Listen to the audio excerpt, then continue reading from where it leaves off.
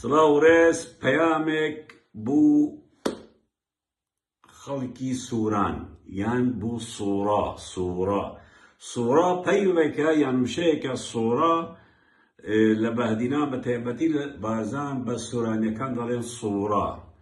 ئیتر ئەم پەیامە بوو سوورایە بوو من. سوورا دەگرێت لە ئیتر دیانەوە تا دەگەتە هەڵەبجە و ئاجی عومران و پێنجوین و دەربەندی خان و ئیتر گەرمیان و کەرکووک و هەولێر هەمووی ئەما پێیان دەڵێن کە سوورانین بە زاراوەی سوورانی قسە دەکەن پێیان دەڵێن سوورا دەزانم وشەیەکی ناشرین یعنی جوان نییە دەتوانین بڵێ سوورانی.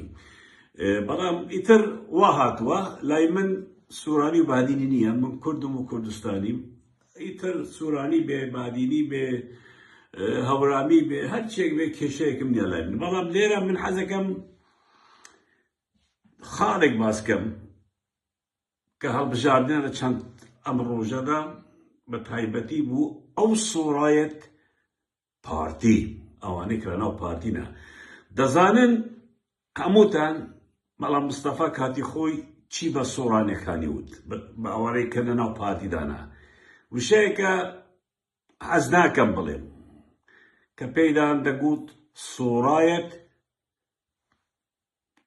وڵی لە دەمم دەرناچێ، حەز ناکەم ئەم قسە بکەم. سوورایەت ئەمە هەموو کەسێکتان دەزانن سوورانن. من ناتوانم ئەو قسەیە بڵێم، بەڕاستی لە دەمم دەرناچێ. مەڵا مستەفا ئەو قسەیە کردووە، کوڕەکانی ئەو قسە دەکەن، نەوەکانیش ئەو قسە دەکەن، سەرانی پادیش ئەو قسە دەکەن. یعنی بە جنێوێکی زۆر ناشرینە کە با ملەتی خۆت دەدەی بە بەشە هەرە زۆرەکەی لە باشووری کوردستان کە سوورانین ئەو قسەیان پێ دەڵێی. تەبعاً شتێک هەیە هەواڵن بە تایبەتی بۆ ئەو پارتیانەی کە خەڵکی سوورانە، خەڵکی سوورانین. باش بزانن کوڕەکانی مەڵا مستەفا و نەوەکانی هیچ باوەری بە ئێوە نییە، هیچ سیقە بە ئێوە ناکەن، هیچ ڕێزێکیش لە ئێوە ناگرن، تەنانەت ئێوە بەکاردێنن. ئیتر تو پارتی بی، باوکت لەگەڵ یان کوژرابێ یان شەهید بێ یان بریندار بێ یان ئەنداملق بی یان بەرپرسی بی یان سەرکردایەتی بی یان مەکتەب سیاسی بی، ئەتو هەر لای ئەوان سوورایە قۆمدەری. ئەو قسەیان کرد یەکجار دووبارەی ناکەمە. دوولای ئەوان هەر ئەوەی ببوون کە ئەو قسەشم کرد. دوولای ئەوان هەر ئەو سوورایەی کە پێشستا باسم کرد چیت. تکاتان لێ دەکەم واز لە پارتی بێنن. ئەگەر ناتوانێ واز لە پارتی بێنی معاشت هەیە، نازانم چیت هەیە، چی تکایە ڕێز لە خۆت بگرە. ئەم جارە سزای ئەو بنەماڵە دەکە بە تۆ ئەڵێن سوورایە ئەمە و دەنگیان پێمەدەن، دەنگ بە پارتی مەدە. ئەم پەیامەم تایبەتە بوو ئەو سوورانەیە کە لەناو پارتیدانە، ئیتر لە مەکتەب سیاسیوە تا ئەندامێکی بچووکیان. ئەوان ڕێز لە ئێوە ناگرن، باوەری بە ئێوە نییە. هەرچی شەڕە قورسەکانی پارتی بووە، شەڕی ناوخۆی بووە، شەڕی داعش بووە، شەڕی بووە، ئەیانوت سوورا بڕێکە دەوێرە، سوورا بنێرن ئەو شوێنانە بە ئەوان بکوژرێن. ئێوە داری ئەو دارن کە ئاگرەکان پێخۆش دەکەن. تێبگەن ئەوانەی لە ناو پارتینە و خەڵکی سوورانین. تێبگەن پارتی و بنەماڵەی بارزانی ئێوە بەکاردێنێت بوو مەبەستی خۆیان. سیقە بە ئێوە ناکە، ڕێز لە ئێوە ناگرێ، تەنانەت پارێکە بە ئێوەدا کەواتە ئەتوش لە دەگدان تۆڵەی خۆت لەوان وەرگرەوە. تۆڵەی ئەو قسە ناشرینانە کە بە ملەتی خۆیان دەڵێن و بە سوورانەکان هەمویان دەڵێن.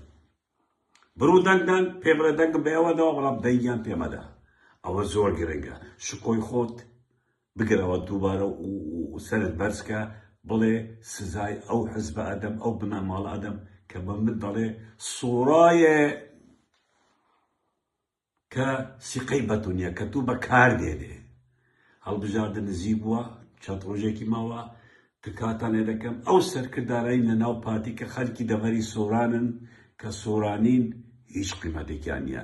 نەوەیەکی مەسعود بارزانی بە گوێچان لیان دەدە و فزاناکە ناتوان قسە بکەن.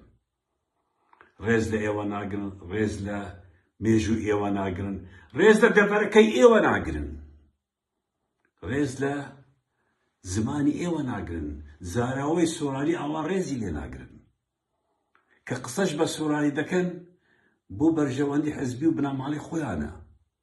تکاتان لێ دەکەم بە تایبەتی ئەندامانی پارتی من لێرە ئەو پەیامە بڵێم بڕۆ دەنگدان، بەڵام دەنگ بە پارتی مەدە، دەنگ بە پارتی مەدە. ئەم جارە پێیان بڵێ نە من سوورای قوندەر نیم، ئێوە خائین و خۆفرۆشن و دەنگتان پێ نادەم.